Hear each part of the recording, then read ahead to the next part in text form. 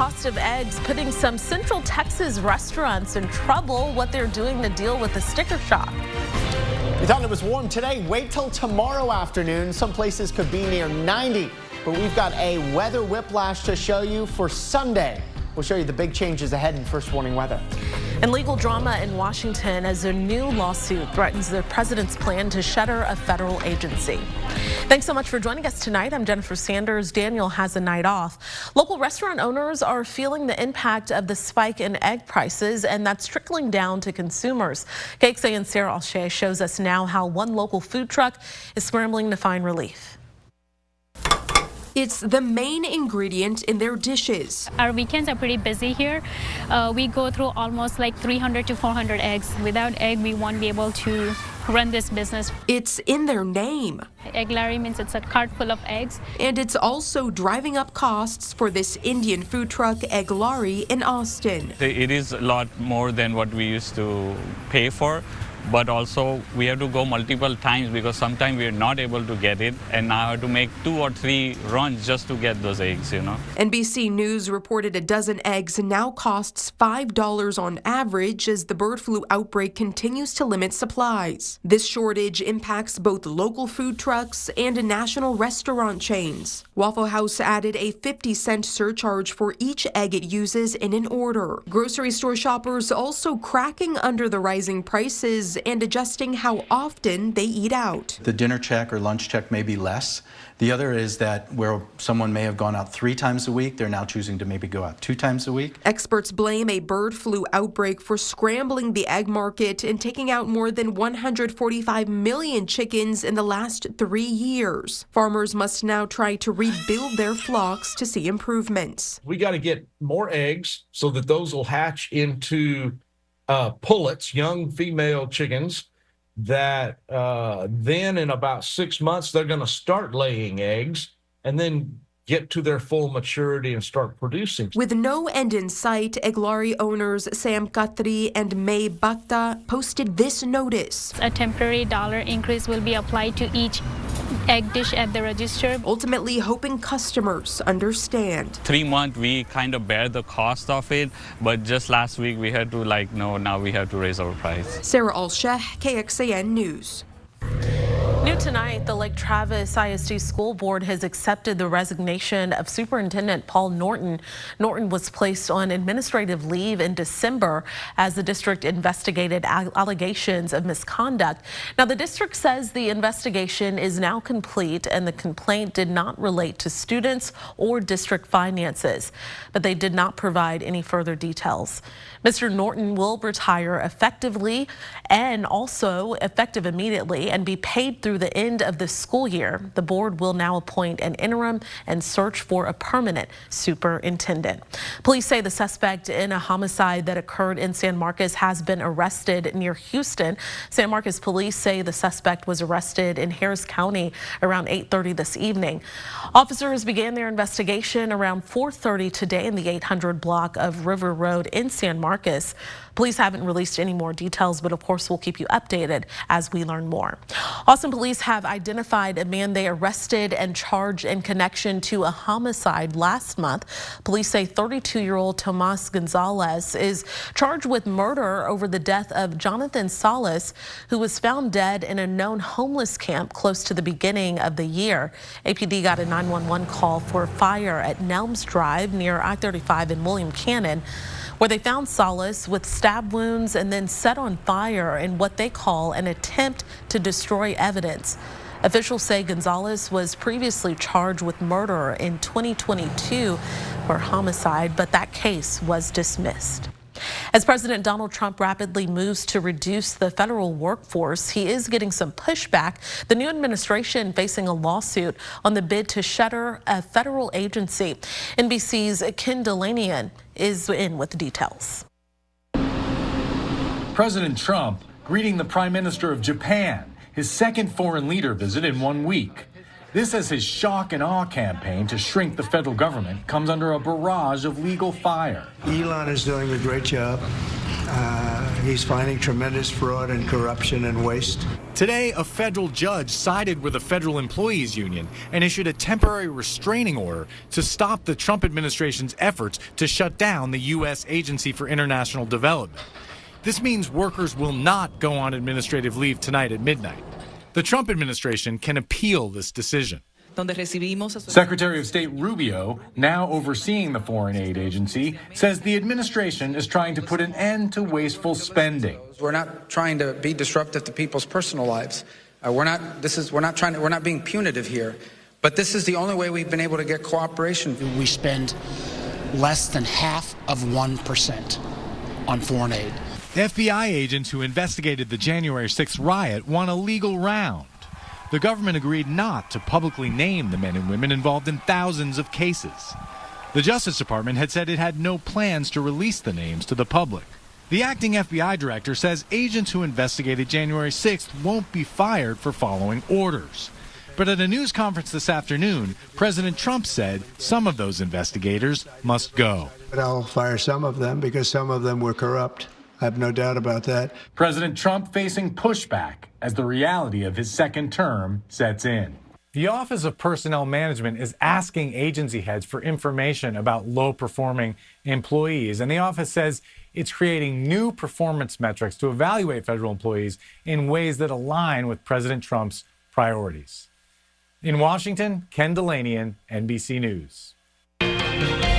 First warning weather with Chief Meteorologist Nick Bannon. Today was a record warm day, but not for our afternoon highs, but for our morning lows. Our low this morning in Austin at Camp Mabry was 68.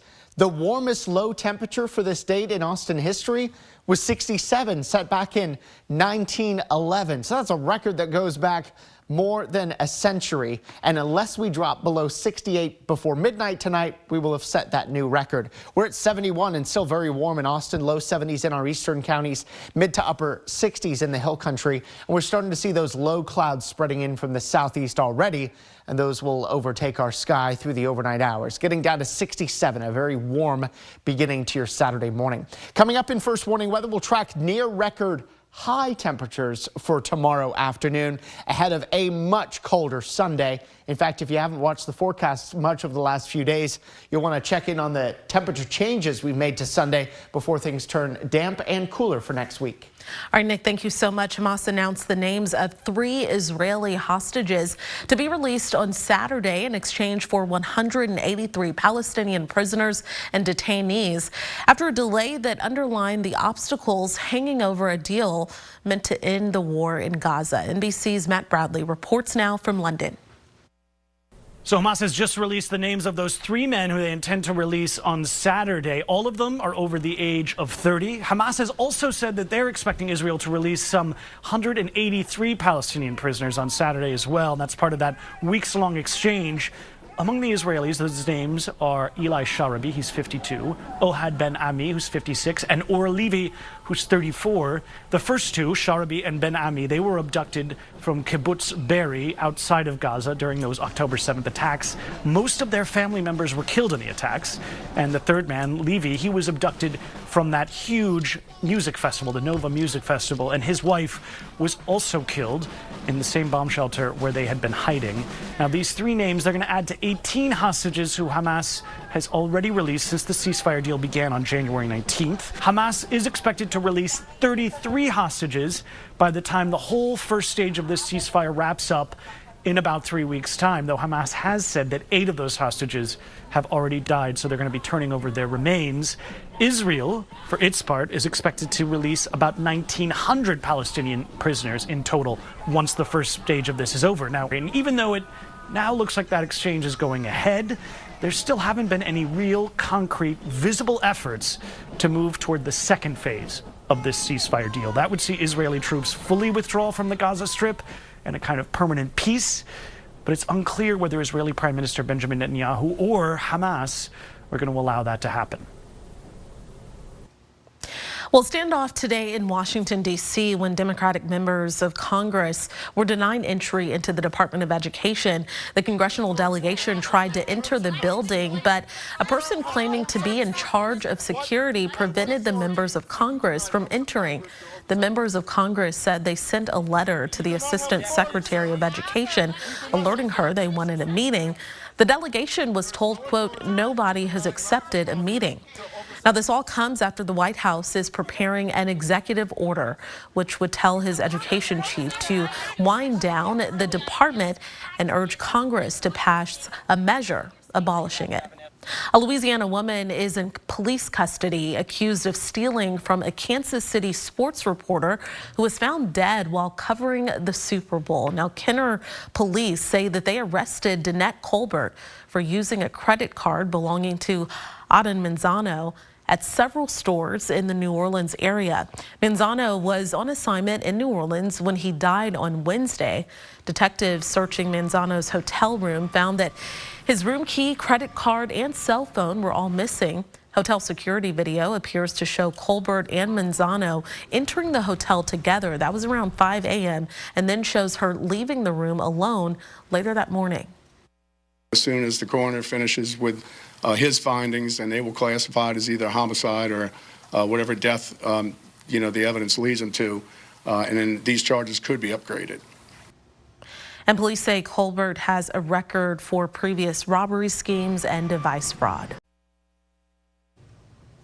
Well, police are looking for a man they say stole a French bulldog this weekend, and the suspect, who police have identified as Servando Cruz Jr., is accused of driving into a Walmart parking lot in a red Corvette and stealing that French bulldog puppy at gunpoint.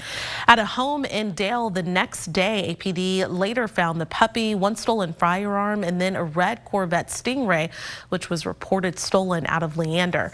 That wasn't the only Frenchie taken the last weekend, rather. A man walking in East Austin had his dog napped as well. Bill Ramonda met with that man and his dog shortly after they were reunited. Come on, sweetie. Out for a walk over the weekend. Come on, sweetie. Come on. Come on. Sean and his Frenchie Freya were stopped by a man at his apartment complex. He just pulled up and said, hey, is that a French? I said, yeah. And he jumped out and said, give me your dog. That man was identified as Roderick Harvey. APD says he pulled out a gun and shot Sean in the foot, then grabbed Freya and took off. A few days later, Harvey was arrested in Elgin. We executed a search warrant in Elgin, Texas for the suspect. He was arrested. In his possession was an AK pistol, an AR pistol, a revolver, and about a quarter ounce of illegal narcotics. But still no Freya, until APD followed more leads, and then they found her. Freya was recovered, secured, and delivered to the victims yesterday. When they handed her over to me, she was just wiggling like crazy. Sean says he didn't think he'd see her again, but now the two are back, walking again. Girl, come on. Come on, Freya. Come on, Freya. Come on, Freya. And Sean says he's happy they've been reunited. You could tell she was much happier when she got home. She was seemed very, just kind of in shock a little bit. Nabil Ramadna, KXAN News. Well, Sean said his other dog was injured after being dragged by Harvey's car, but is doing much better now. Harvey is being charged with one felony count of aggravated robbery with a deadly weapon. APD says there have been about 7 French bulldog type robberies since 2021. Medications for the flu may be a little tougher to find as cases continue to spike in Texas and across the nation.